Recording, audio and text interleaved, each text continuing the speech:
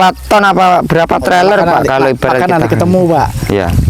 Ada Pak itu rumusnya ya? Kita di rumah kita belajar itu ya, terus ya. jenis kapurnya apa saja? Rumusnya pakai rumus apa ini? Pitagoras apa rumus apa ini? Apa fisika Pak ini yang di belajar harus ini? Ini memang kondisi tanah kita sangat asam sekali Pak. 4 Paknya memang ya kan? Susah juga naiknya, berat. 5 pas itu. Berat ya? Coba pindah posisi nanti. Itu sudah berapa sebelah ya? Oh iya. Itu sudah ya? Itu lebih.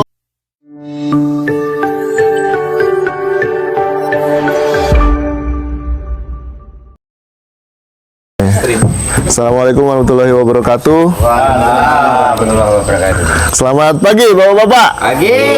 Nah, kita kembali merepotkan Pak Irwan di rumahnya ini. Enggak ya? Saja. Jadi Bapak-bapak ini kebetulan Bapak-bapak merupakan petani-petani yang ada di SP10. Saya lihat di sini ada yang tergabung dalam kelompok, ada yang kemarin belum sempat gabung seperti Pak Radio ya. Tapi nggak apa-apa, nanti ke depan juga akan terus kita perhatikan apa yang menjadi kebutuhan pertaniannya. Setiap warga SP10 yang punya semangat, komitmen untuk bertani, itu yang menjadi fokus perhatian Pak Cito Karno untuk kita bisa sama-sama. Nah, kebetulan kita bersama Pak Asep itu bekerja sama untuk melihat apa yang menjadi kebutuhan-kebutuhan warga, kita menganalisis kekurangannya, apa yang dibutuhkan, apa yang diinginkan oleh petani, sehingga kita bisa menemukan petani-petani yang komitmen untuk bertani dan menggarap lahan. Dan ditemukan 27 petani untuk saat ini, dan ke depan mungkin bisa lebih banyak lagi yang bisa kita dukung di Demplot Pertanian, paket pertanian oleh Pak Asep. Nah, pada kesempatan ini untuk menjawab juga keresahan kita bersama terkait lahan kita ini, kita mau memastikan lahan setelah tertanggul, bagaimana kondisi pH-nya atau tingkat keasamannya. Penjelasan lebih lanjut nanti akan dijelaskan oleh Pak Yosa yang kebetulan diundang secara khusus oleh Pak Asep untuk bertemu dengan bapak-bapak dan bertemu dengan kita semuanya terkait akan menjelaskan bagaimana mengatasi keasaman tanah dan seperti apa perlakuan untuk tanaman-tanaman yang mengalami kekurangan nutrisi akibat dari pH yang menurun atau hal-hal lainnya yang dirasa perlu. Jadi bapak-bapak nanti dapat penjelasan, dan saya rasa biar lebih lengkap lagi mungkin kita bisa langsung jalan-jalan ke kebun. Kebetulan ini sudah mulai mendung Pak ya. Kebetulan ada Pak Yosa di sini. Mungkin ada yang mau disampaikan atau kita langsung aja nih Pak Yosa? Langsung saja Pak. Oke, langsung. Ayo Pak, kita langsung ke tempat penanaman daun bawangnya. Ibu Tupani dan Ibu Sinten, Ibu Yoga ya? Boleh gabung dengan kita. Diambil aja Pak sendalnya Pak. Kebetulan hujan ini. Tunggu dipakai aja alas kakinya.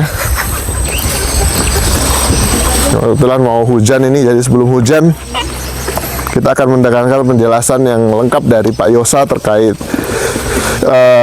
bagaimana pH tanah dan sebagainya. Ibu Tupani belum nanam? Sudah disemai, sudah tumbuh. Oh, sudah disemai, sudah tumbuh. Baik. Ibu Tupani mau tanam daun bawang juga? Lahannya belum kering masih. Oh iya. Saya belum ditanggul. Oh iya, baik Pak. Jadi Pak Yosa itu sudah membawa peralatan-peralatan yang dianggap perlu, asik. Monggo kita turun ke lahannya Pak Irwan. Jadi Sobat Survivor, ini adalah petani-petani hebat yang tergabung dalam Demplot Pertanian oleh Pak Asep kemarin. Ya tentu ini belum semuanya. Nah, juga di sini ada petani teladan. Ada Pak Radio yang kemarin sempat sukses bertani padi di lokasi ini. Yang mana? Mau dilihat sini apa salah? Sini dulu ya. Ya, boleh di sini. Bawang pre sudah berapa kali Pak? Baru ini. Baru ini? Iya. Kalau dulu saya nyoba di Pematang bagus Pak Dulu ya? Ya. Boleh dijelaskan apa yang ditancapkan itu Pak? Ini yang ditancapkan ini namanya pH meter ya. pH meter ini alat untuk mengukur derajat keasaman tanah. Apakah tanah kita asam, apa tanah kita dalam kondisi basah. Ini bisa dilihat dari angkanya. Indikatornya dilihat dari angka. Kategori asam dia masuk kategori angkanya 3 sampai 5. Kadang sampai 5,5. Nah, kalau netral, yang dikatakan netral tadi, tanah kita dalam kondisi netral, itu kondisinya dengan indikator dengan alat ini itu 5,5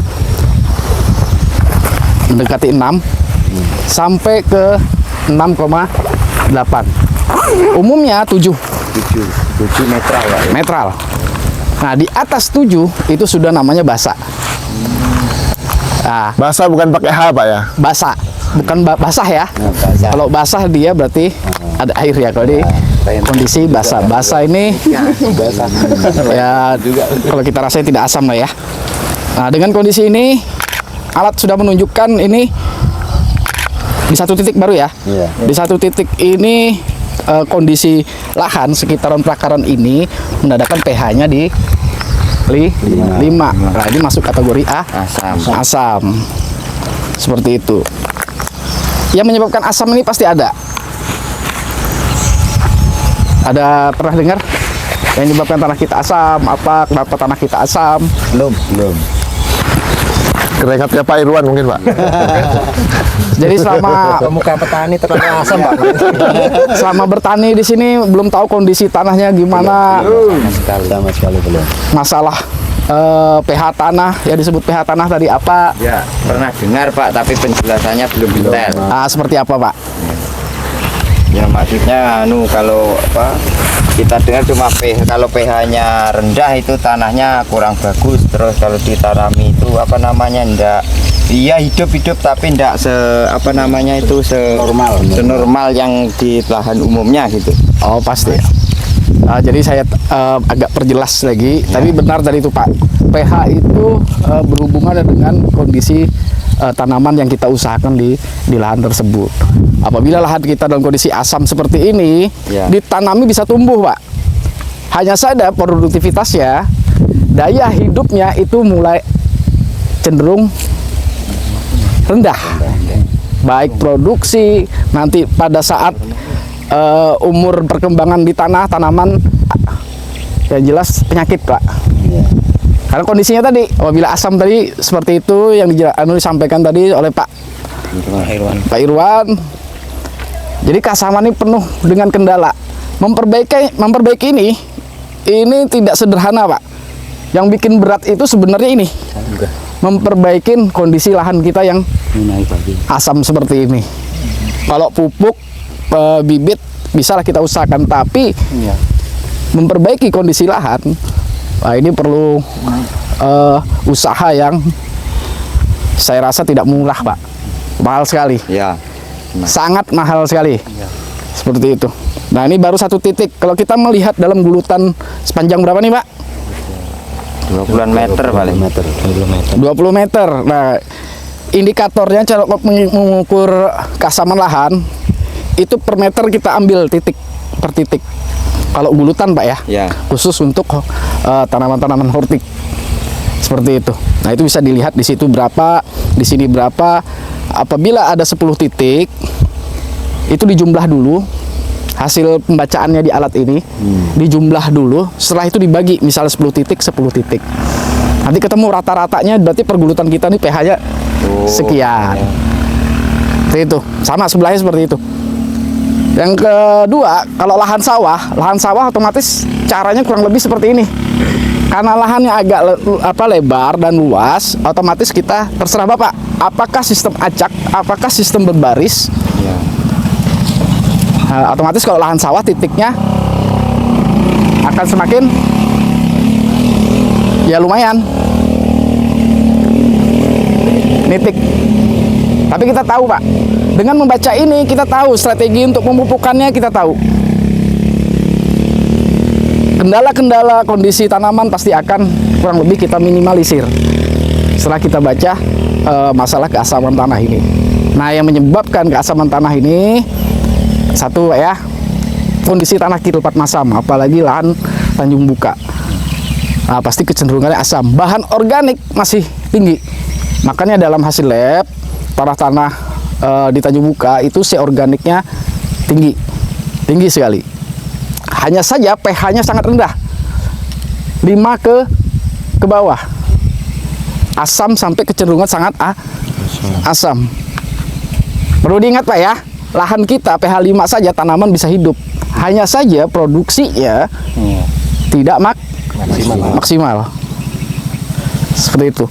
Genjotnya nanti seperti apa? Kita belum arah ke sana, tapi kita masih membahas penyebab. Penyebab lainnya selain kondisi tanah itu sendiri, kedua batuan induk kita juga asam. Yang ketiga, apa lagi Pak penyebab asam? Air hujan. Air hujan bereaksi kimia dengan di dalam tanah itu akan menghasilkan asam-asam. Hanya saja air hujan kita belum terlalu terkontaminasi seperti kota-kota besar. Jadi kondisi air hujan biasanya pH-nya masih bagus saja kondisi ini. Hanya saja apabila dia tersentuh ke tanah, ada bahan organik di tanah, dia akan bereaksi asam. Yang keempat, bahan organik belum matang. Tanah kita ini banyak kandungan bahan organiknya, hanya saja kondisinya belum sangat matang. Karena apa? Selama puluhan tahun ini masih ke kondisi tergenang, Pak. Makanya pada saat dibuka dengan ekskavator, pada saat buat tanggul, itu bau tanahnya tuh tercium sekali. Benar Pak ya? Itu tandanya bahan organiknya belum terdekomposisi sempurna. Itu asam Pak. Apalagi tanggul kita ini pasti ditanami kebanyakan kendalanya nanti yang setelah habis dieksa ini tanaman ada yang bisa hidup dan ada yang tidak. Jadi bahan organik. Yang kelima, pemupukan Pak, perilaku pertanian. Baik itu pemupukan, habis itu pengendalian hama penyakit melalui fungisida dan pestisida, itu menyebabkan juga menjadi tanah kita asam. Yang keenam, apa lagi? Tanaman itu sendiri. Tanaman yang ada di tanah itu sendiri, itu juga bisa menyebabkan kondisi tanah itu asam. Loh, kok bisa?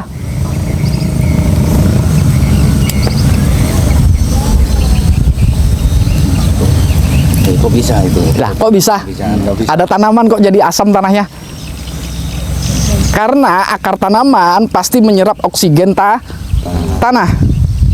Itulah yang membuat keasaman tanah tadi H plusnya secara kimianya namanya unsur hidrogen di dalam tanah itu berlebih, tapi oksigennya kurang.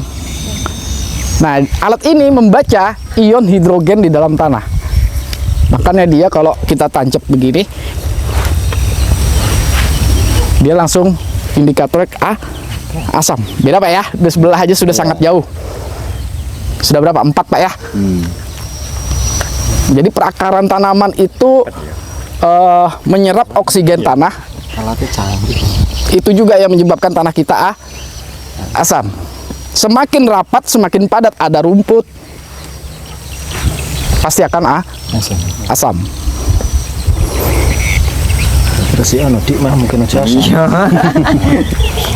Tanah selalu tergenang itu juga menyebabkan asam. Tergenang, airnya tidak, sirkulasinya tidak lancar. Itu pasti kecenderungannya untuk perakaran tanaman sangat berpengaruh. Nah, apa pengaruh keasaman untuk tanaman? Ya tadi kembali, pengaruh yang sangat signifikan itu pada saat kita pemupukan. Tanah kondisi seperti ini Pak, kita pupuk, tanaman tidak bisa menyerap. Nggak mau. Tidak akan bisa menyerap. Yang terserap pupuk mikro. Pupuk mikro itu seperti apa Pak? Pernah dengar Pak ya? Kan pupuk ada berapa tuh? Ada pupuk, ada 2 ya, makro dan mikro. Nah, yang terserap malah pupuk mikro. Pupuk mikro ini kalau saya bilang itu mineral. Baik mineral logam kayak besi, aluminium, macam-macam, boron, mangan. Ada berapa tuh pupuk mikro ya? Nah, itu lebih mudah terserap. Tanah kita kandungan besi dan aluminium tinggi. Kalau kondisi derajat pH-nya sekian, di bawah 5, yang dihisap tanaman cuma besi, Pak. Jadi pupuknya ndak anu Pak ya, yang Bapak kasih pupuk NPK nggak akan terserap. ya. Nggak mau makan pupuk. Nggak bisa. Ini terus jalan satu-satunya supaya tanah ini cepat netral, caranya gimana ini Pak? Nanti kita arahnya ke situ. Bagaimana tanah kita bisa sesuai dengan kondisi pH yang diinginkan oleh Ya. tanaman. Cara biaya yang semurah-murahnya. Namanya pertanian itu tidak ada biaya murah, Pak. Nggak ada. Sama kita punya anak, Pak. Punya anak kita masih umur produktif sekolah. Otomatis kita sebagai orang tua harus memberikan gimana, Pak? Baik itu mendidiknya agak lebih intens ya maksudnya. Habis itu biayanya juga pasti Bapak pasti bersedia berkorban untuk agar anak ini bisa pinter. Sama Pak, tanaman juga begitu. Apalagi fase pertumbuhan seperti ini, otomatis kita harus ada usaha memberikan agar pada fase dia generatif dia lebih baik. Oh ya. Nggak juga kita langsung nanam langsung kita tinggal, Pak. Kondisi kayak gini kalau kita tinggal, Pak, ini hidup. Hanya saja mungkin peranakannya kurang, mungkin bobotnya kurang. Yang tadi saya dengar juga di tambangan tadi ada beberapa orang tadi mengatakan produksi sayur-sayuran kita tidak bisa lagi ketarakan. Mungkin karena apa? Karena kualitas. Ya. Nah, itu hubungannya dari serapan pupuk yang kita berikan. Jadi mempengaruhi kualitas tanaman yang kita harapkan, Pak. Oke ya. Ya. Sudah tahu penyebab-penyebabnya tadi. Ya. Kurang lebih ada berapa tadi? Ada 7 apa ada 6 tadi? 7. Ada 7 ya. Lalu bagaimana caranya? Pasti sudah mengenal cara menaikkan pH. keasaman tanah tadi. Ya. Pak Irwan tadi pernah pernah mendengar ya Pak ya? Ya. Masalah pH tadi. Nah, terus kiat-kiatnya seperti apa, Pak? Ya, kalau kita pernah juga mengikuti ya yang cara termudah kita disuruh tabur apa namanya itu kapur dolomit, kapur pertanian. Tapi kan kita yang apa namanya kesulitan itu gini Pak, kita kan harus menghitung itu tadi kalau dalam sekian hektar itu kita membutuhkan berapa ton pupuk, itulah yang kita belum apa namanya belum bisa memprediksi habis berapa? Ya, berapa ton dalam 1 hektar untuk dolomitnya itu kalau tingkat keasamannya sekian gitu. Nah, Ya, kalau paksa saya potong sedikit Pak ya. ya. Terus dengan pelaburan kapur itu suatu usaha, Ya. salah satu usaha. Hanya saja terkendalanya pada saat hitung-hitungan. Ya. Sama Itu kebutuhan. Ya, masalahnya utamanya alatnya, Pak. Nggak ada itu masalahnya, Pak. Alatnya. Iya. Sebenarnya tanpa alat bisa kita identifikasi lahan kita, Ya. kondisi asam. Sudah tahu penyebab asam tadi Pak? Iya. Kan sudah saya sampaikan. Iya. Dari penyebab asam ini, walaupun tanpa alat, itu bisa setidaknya merubah pola pikir kita. Jangan hanya terbelenggu kita tidak ada alat, tidak melakukan perbaikan lahan.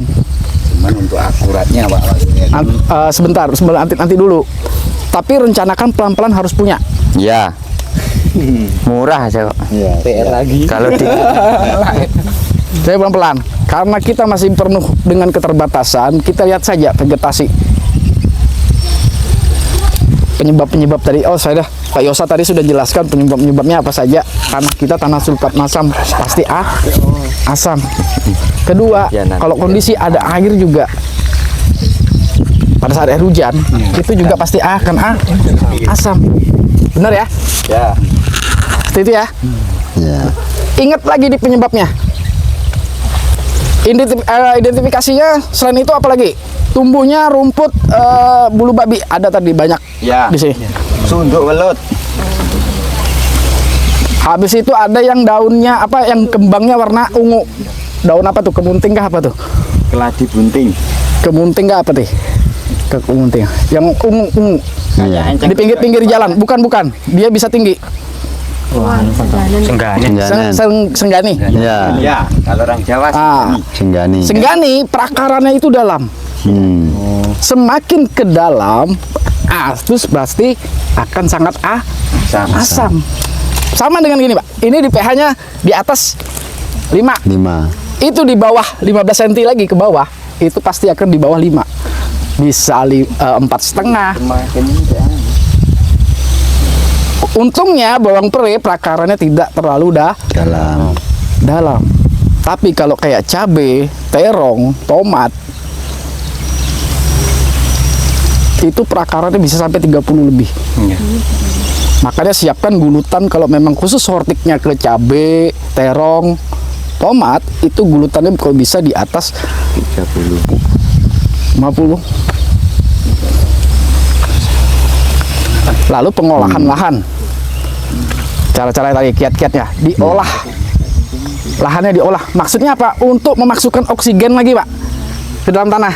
Itulah perlunya apa? Membolak-balikan tanah. Olahlah lahan. Padi, kalau lahan yang nggak dibolak-balik, karena dia harus tergenang terus, oksigennya pasti akan kurang. Oh, berarti ada persepsi kan dulu, Pak, kalau bilangnya kalau tanah itu dibalik itu malah asamnya bikin tinggi. Tapi ternyata faktanya enggak gitu juga berarti. Nggak gitu juga. Tanah kita tanah sumbat masam. Hanya saja kedalaman pirit yang kita tidak bisa prediksi, kan? melihat. Oh, gitu. Ada, Pak, ya sebenarnya untuk mengecek kedalaman pirit itu ya. Sebenarnya ada. Kalau saya nggak bawa cairannya, Ya. saya punya cairannya. Tinggal ditetesi, Ya. itu akan berasap. Ya berbusa itu kan. Berbusa ya. Berasap.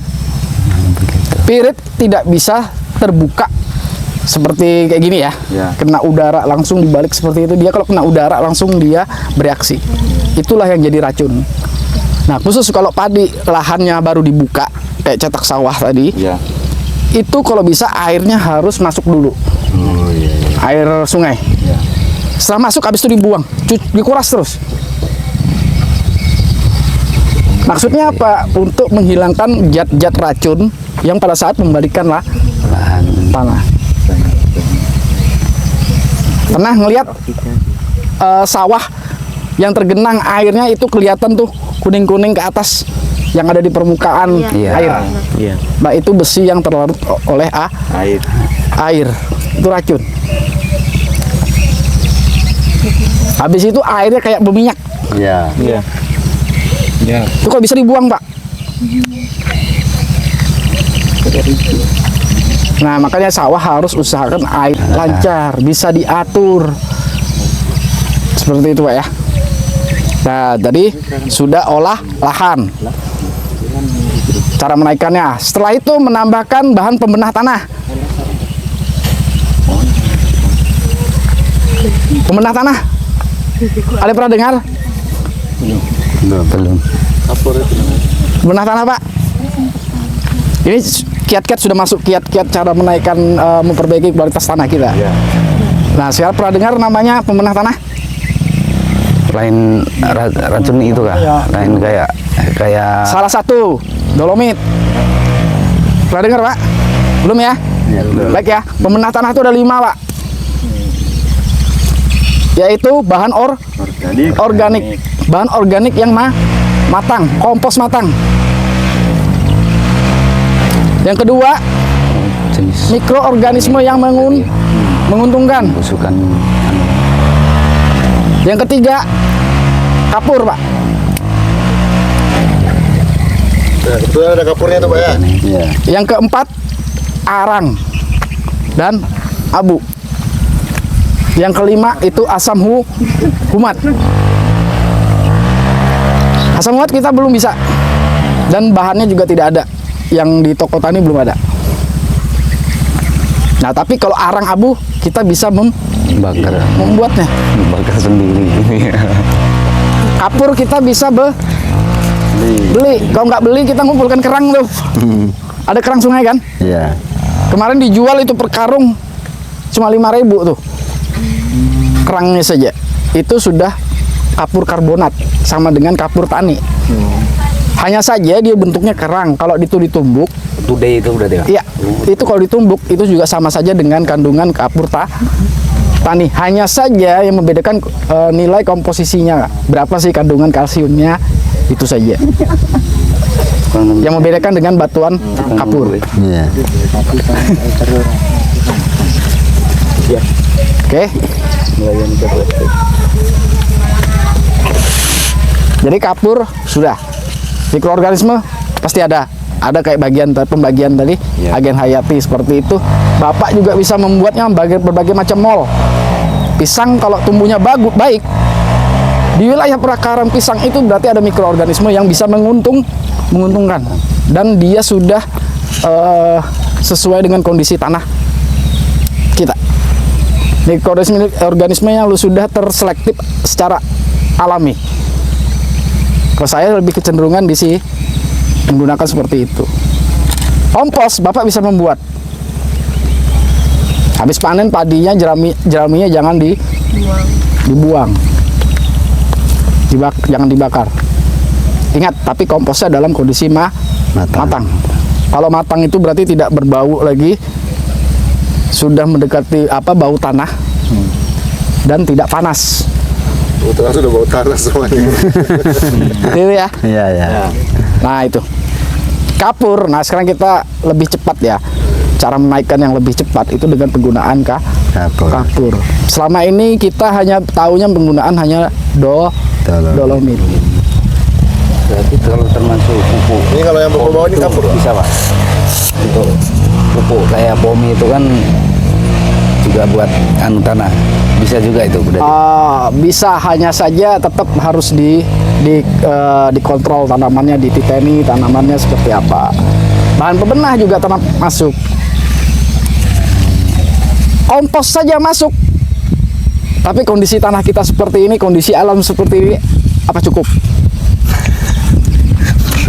Berapa liter untuk satu hektar itu? Mikroorganisme tanpa kompos apa bisa? Dan semua ini namanya disebut pembenah tanah ini harus ada. Tanah kita sudah ada bahan organiknya tinggi.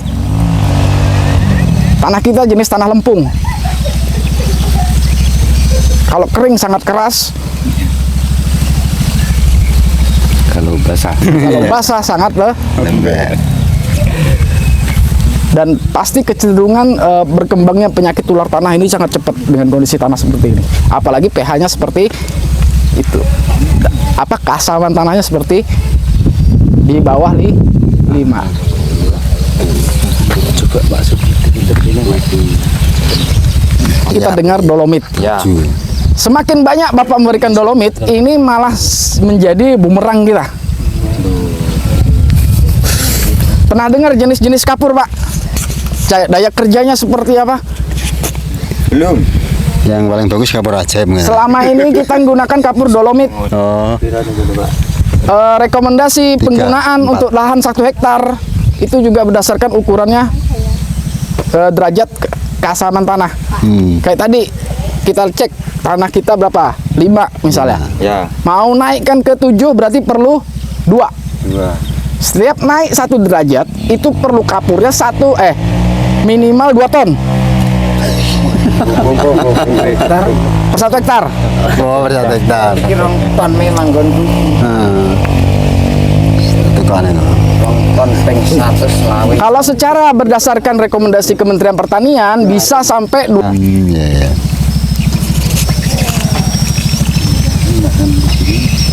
itu kalau menggunakan satu bahan dolomit. Kembali ke jenis kapur. Dolomit daya kerjanya seperti apa?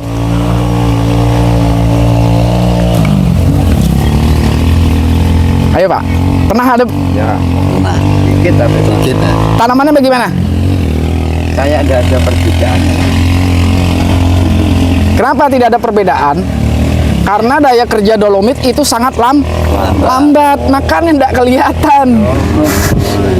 Ya kalau yang dia kelihatan sih tetap kelihatan. Oke, Ya, sama dolomit tanian itu sama. Hanya membedakan di dolomit ada magnesiumnya. Kalau di kapur tani tidak ada magnesium. Itu yang membedakan. Makanya kalsium yang dibutuhkan tanaman muda seperti ini untuk pertumbuhan perakaran itu tidak tersedia walaupun Bapak kasih dolomit karena kalsiumnya sangat lambat terlarut. Terus kenapa menjadi bumerang? Apabila kita aplikasi dolomit terlalu banyak, juga tanah kita akan jadi bantat. Apa yang menyebabkan bantat tadi? Unsur magnesium yang terlalu berlebih, garam magnesium. Sama saja kondisi lahan-lahan apabila kita dekat dengan air laut. Itu tanah sodik. Itu memperbaikinya sangat lama sekali, biayanya malah tambah lebih besar lagi. Oke ya. ya. Oke. Jadi sama ya, kapur pertanian, kapur dolomit sama, daya kerjanya lambat. Minimal bisa 3 minggu dia baru kerja. Itu pun harus ada kondisi air. Harus pakai air tuh, masih belum itu. Ya masa kalau tanaman kita pakai air terus kan nggak kuat juga Pak. Kita harus melihat kondisi. Makanya ini masih tahap pengenalan jenis kapur. Terus Pak, selain kapur pertanian dan kapur dolomit, yang Bapak kenal kapur apa nih? Tahu cuma itu. Cuman itu kan. Kapur gamping pernah dengar? Oh ya, kapur gamping. Berarti beda Pak itu kapur Beda, gamping sama semua. dolomit. Beda. Kapur gamping itu adalah hasil kapur karbonat, yaitu kapur tani tadi yang diproses dibakar. Ya. Jadi karbonatnya hilang, tinggalnya oksigen. Makanya senyawa kimianya kapur gamping itu CaO, kalsium oksida. O-nya tadi Pak yang bisa naikkan keasaman tanah ini. Jadi mendekati netral sampai kecenderungan basah. Ya, kayaknya. Ini saya bawa contoh kapurnya, kapur gamping yang sudah terkena air. Jadi dia berubah senyawa kimianya. Jadi kalsium hidroksida. Ini cepat sekali penaikan. Caranya ditabur atau gimana, Pak? Nah, caranya bisa ditabur, bisa juga digunakan air. Kalau ditabur lihat kondisi. Ini sama dolomit sama udah ya. Enggak, ini berbeda dengan dolomit. Ini mau dicoba itu. Termasuk pH-nya. kapur gamping gitu. Ini gamping yang kena air, Pak. Iya, disiram, kampung yang disiram itu. Makanya sudah dingin. Kalau gamping kena air masih panas. Kalau Bapak menggunakan gamping, otomatis Bapak biarkan dulu dia terendam air. Baru bisa untuk dikocor. Kalau ini bisa kita tabur kalsium hidroksida. Jadi ini ngomong soal efisiensi biaya untuk menetralkan tanah. Jadi nanti akan dijelaskan juga berapa harganya per karung. Ternyata jauh lebih. Murah. Jadi nanti Bapak bisa aplikasikan untuk tanaman-tanaman jenengan. Oke ya. Ini mau dicoba nih. Tadi kasapannya berapa, Pak? Itu 4, itu 3 tuh. 3. Mau dicoba setelah nanti pengaplikasian ini beneran nggak naik nanti pH-nya? Hanya saja kapur gamping dan kapur hidroksida ini mau cepat menaikkan baik itu pH air dan tanah, tapi juga cepat hilang. Tapi kalsiumnya juga mudah terlarut di air, mudah terserap tanaman. Nah, mudah terserap tanaman itu kuncinya loh ya. Ya.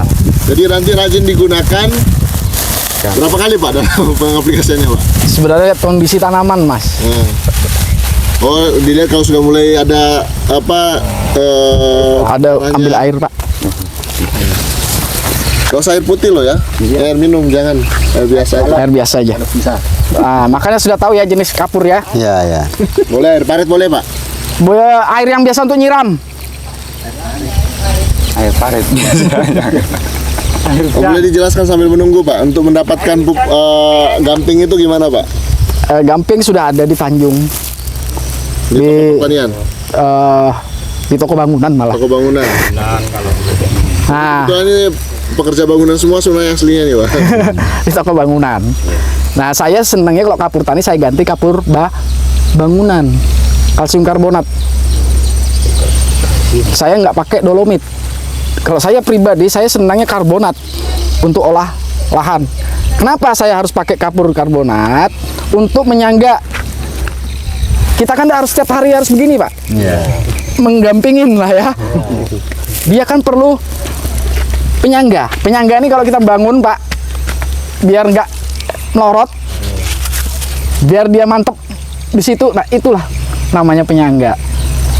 Itulah masuknya kapur pertanian tadi pada saat olah lahan. Ini bisa dikatakan solusi alternatif lahan asam Pak ya? Boleh Pak? Asam. Penggunaan ini Pak? Ini sifatnya sebelum pemupukan. Tetap yang diprioritaskan tetap olah lahan, penambahan bahan organik. Bukan bahan organik, bahan pembenah tanah tadi. Nah, kapurnya juga harus paham jenis-jenisnya tadi saya sebut tadi. Mana yang untuk olah lahan, mana yang sifatnya untuk perawatan. Ini bisa digunakan untuk perawatan. Ya. Karena sifatnya mudah hilang. Oke ya. Kamu coba. Berarti itu disemprotkan bisa Pak aplikasinya ya? Kalau disemprot nanti dulu, kita nanti ke satu jenis kapur lagi. Ya. Ini baru kapur ini dulu. Ya. Kapur siram ini. Ini baru untuk naikkan tanah ya. Ya. Saya ada bawa alat pH meter air bisa dilihat. Ini bisa untuk tanah juga bisa. Ya. Itu kertas lakmus. Kertas lakmus. Kita lihat nih air untuk biasa nyiram Pak ya. Ya, air parit. Nah, kita mau cek pH-nya berapa. Ya, kalau ini 0 ini kayaknya. Iya. Ini penjelasannya daging semua nih Pak. Jadi dengar benar-benar Pak. Kalau bayar mahal nih kalau Ya. ngundang tamu. Saya mahal Pak bayarannya. Cukup satu Pak. Ya. Dilakuin Pak. Ya. Itu yang bikin mahal Pak. Kalau nggak dilakuin, aduh. Lewat begitu aja capek aja ngomong. Iya. Omong-omong bahasanya ya. Omon-omon. Omon. Omon-omon pH tanah. Omon-omon. Nah, boleh. Jadi boleh dijelaskan dulu Pak, nanti kalau warna apa berarti pH-nya tinggi. Di sini ada indikator juga angka untuk melihat kondisi apakah air, apakah tanah tadi juga asam. Ini bisa untuk tanah, tapi tanahnya harus dikumpulkan dulu berapa secara acak sampai perkan. Terus dicampur dengan air dikit baru Dicelupkan. Lain tes urin. Koyo. ya seperti Tes spek tanah gue cara. ya pespek tanah bisa juga. Seperti itu. Kok juga tes spek. Oke, kita lihat kondisi airnya dulu ya. Ya. Tapi airnya biasanya kondisinya normal-normal saja. Asal jangan Habis galian. di hulu ada yang herbisida ya. Ya.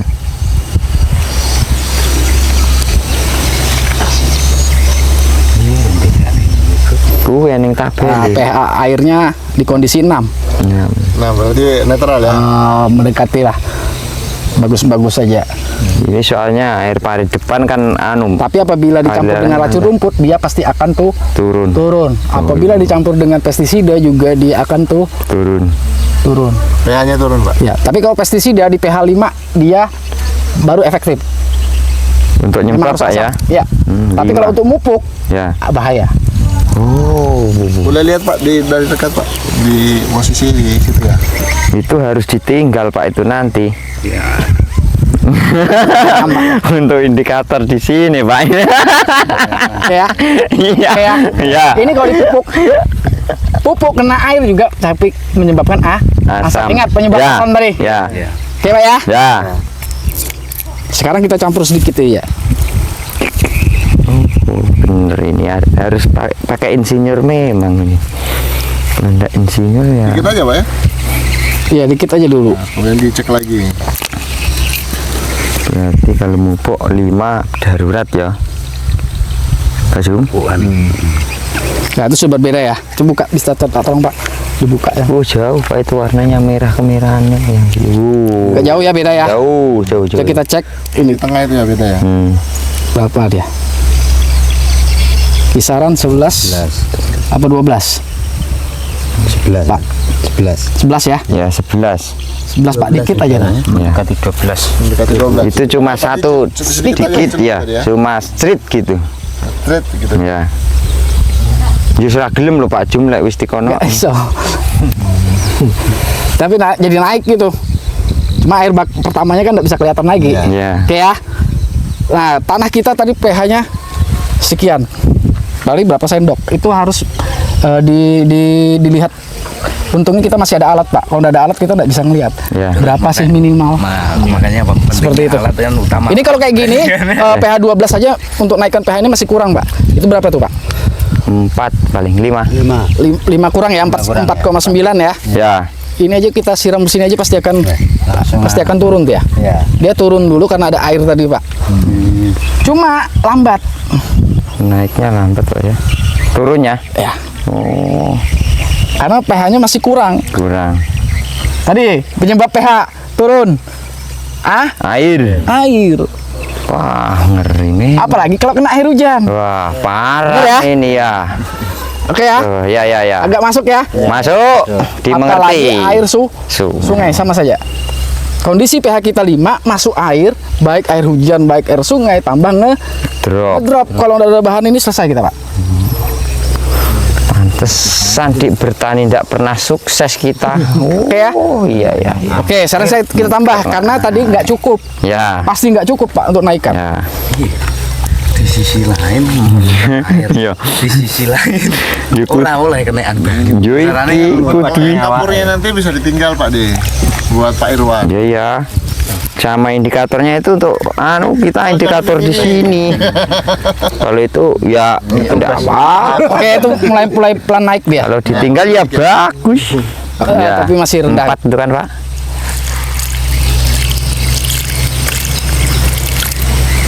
Itu pasti akan kurang dia. Ya. Naiknya lambat tuh. Naik ya. Naik ya, benar ya. Naik. Saya dilihat Pak. Naik lah. 5. Yang naik baju. Pandemnya. Naik ya. Ya. Ya, ke angka 5 itu. Berarti kurang masih, Pak. Kurang. Tambah lagi. Terus Sampai ke 7 itu kita butuh berapa ton apa berapa trailer Pak kalau ibarat akan kita. nanti ketemu, Pak. Ya. Ada Pak itu rumusnya Nanti ya? kita di rumah kita belajar itu Oh, ya, terus ya. jenis kapurnya apa Ya, saja. rumusnya pakai rumus apa ini? Pitagoras apa rumus apa ini? Apa fisika Pak ini yang di belajar harus ini?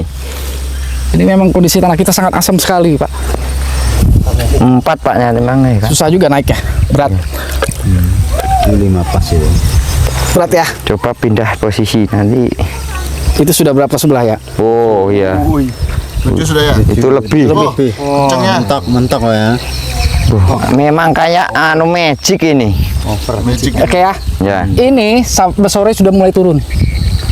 Oh. Cepat turunnya juga ya. Ibaratnya ndak Makanya permanen cepet- Pak ya. Cepet naikkan juga cepet tuh Turun.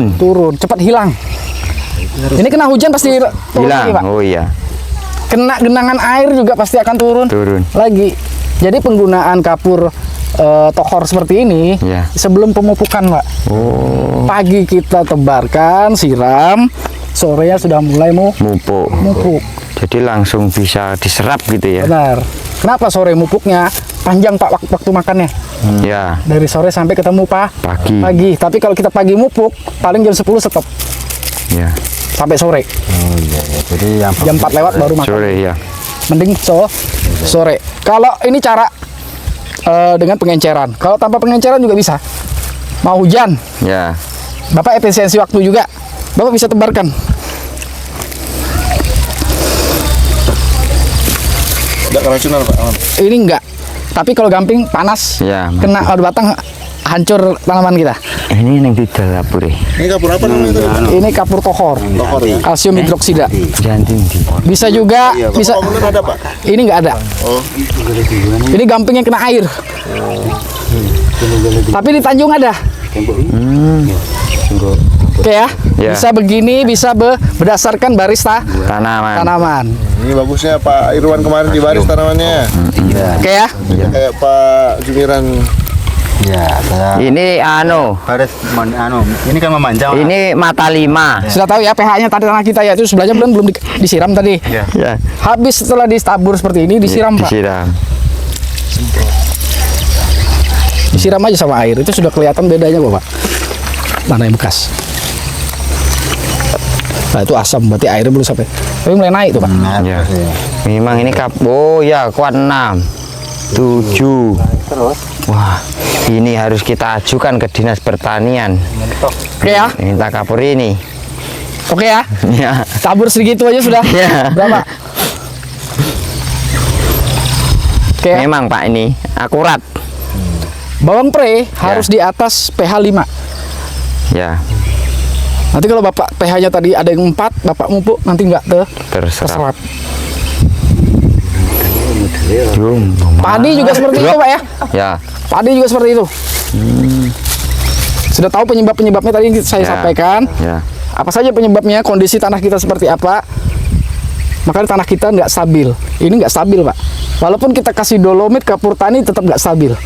Pak, coba tanyain dampaknya kalau penggunaan tohor ini secara terus-menerus coba. Pak, ngomong Pak. Maju. Pak Irwan. Terus Pak, kita tanya masalah ini kalau kita dalam jangka panjang terus kita gunakan kapur tohor Ya. ini bisa berefek apa untuk tanah kita terus sama tanaman? Nah, sebenarnya nggak ada dampaknya karena dia mudah tercuci, mudah hilang. Hanya saja dompet sampean pasti akan terganggu. Oh, ya. Efeknya dompetnya kering gitu Pak ya.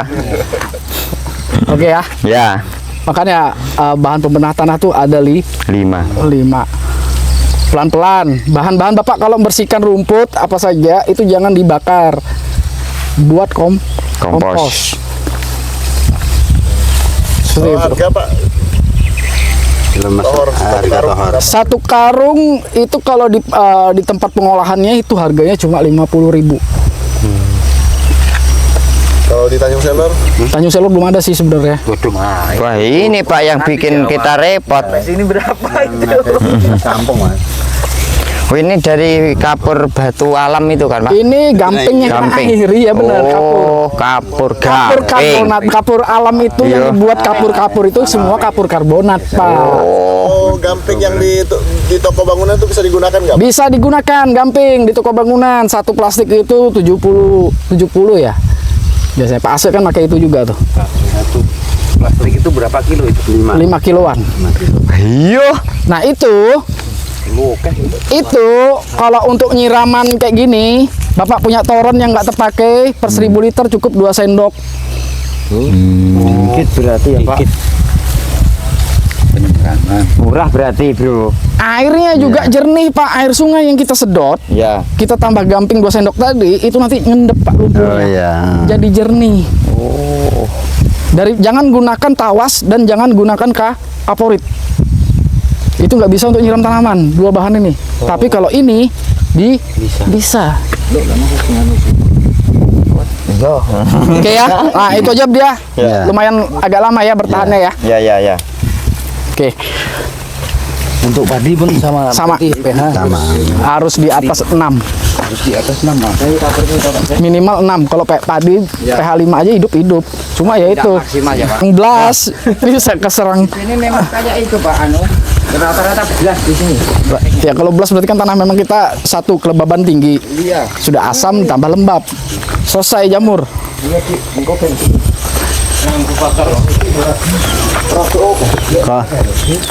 Ojo. Sama kalau buat kolam untuk air siraman, anu aja gampingnya di tabur.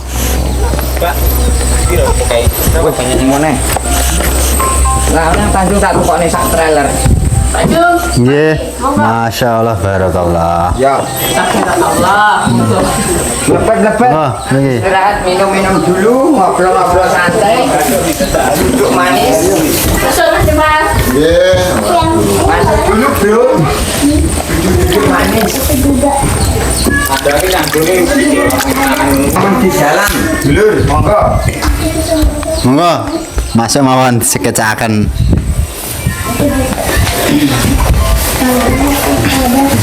Ya. Dia kasih tak ada seneng kok dimplok nang kono kayaknya. Apa nana?